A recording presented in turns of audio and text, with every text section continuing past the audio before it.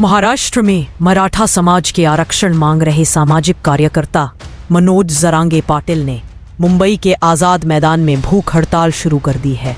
जरांगे पाटिल के मुंबई में दस्तक देने के साथ काफी इलाकों में जाम की स्थिति है।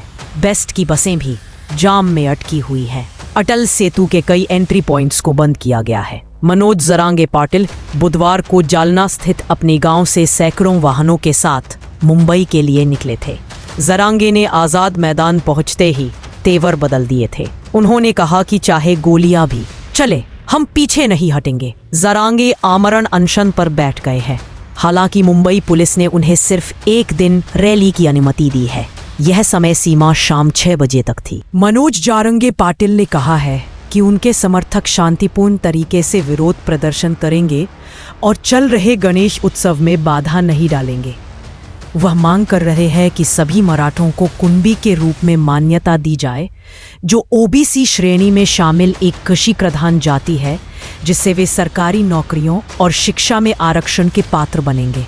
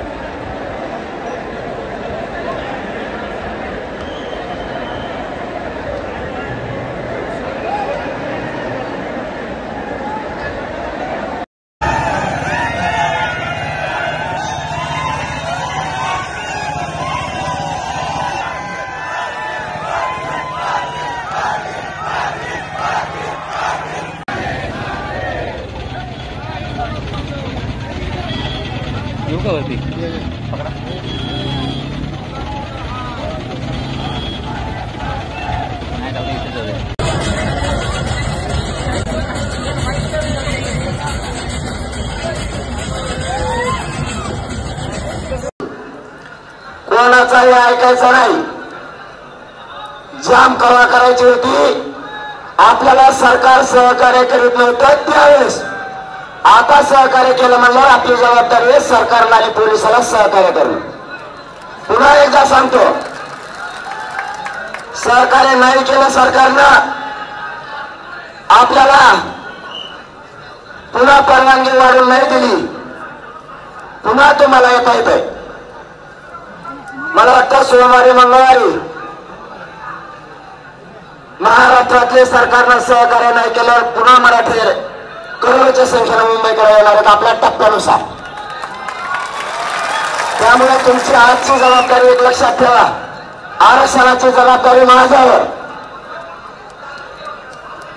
शांततेत राहून सरकारला आणि पोलिसाला सहकार्य करण्याची जबाबदारी तुमची। भूमिका घेतली जाते। असं आहे की शेवटी चर्चेतनं मार्ग निघेल ना, चर्चेतनंच मार्ग निघत असतो।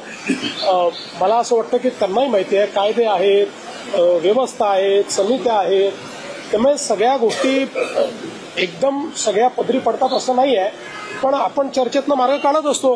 आता मागच्या काळामध्ये आपण 10% रिझर्वेशन दिलं, आज अशी परिस्थिती नाही आहे, 10% आरक्षण लागू आहे। त्या आरक्षणाप्रमाणे भरती झाली आहे, भरती चालली आहे। त्याच्यामध्ये ते आरक्षण कुठेही कोर्टाने नाकारलेलं नाही, कोर्टात आरक्षण आतापर्यंत नीट टिकलेलं आहे। त्यामुळे आत्ताची परिस्थिती अशी नाही की मराठा समाजाला आरक्षण नाहीये, ते ऑलरेडी आहेच, मराठा समाजाचं आरक्षण टिकलेलं आहे। पण एक गोष्ट मात्र निश्चित आहे की वेगवेगळे पक्ष जे या संदर्भात सोयीची भूमिका घेत आहेत, त्या पक्षांना माझं आव्हान आहे की सोयीची भूमिका घेऊ नका, भूमिका घ्यायची तर ठाम भूमिका घ्या। ठाम भूमिका घेताना दिसत नाही, आम्ही तर बोललोच होतो, याचंही करा त्याचंही करा, अशा प्रकारची भूमिका नको। जे कायदेशीर आहे ती कायदेशीर भूमिका घ्या ना, तुमची भूमिका सांगा, काय कायदेशीर भूमिका आहे या संदर्भात। ते भूमिका याकरता सांगणार नाहीत, कारण त्यांना समाजामध्ये भांडण होताना कुठेतरी त्यातनं राजकीय फायद्याचा वास येतो। आम्हाला राजकीय फायदा करून घ्यायचा नाही, आम्हाला सगळे समाज सांभाळायचे आहे।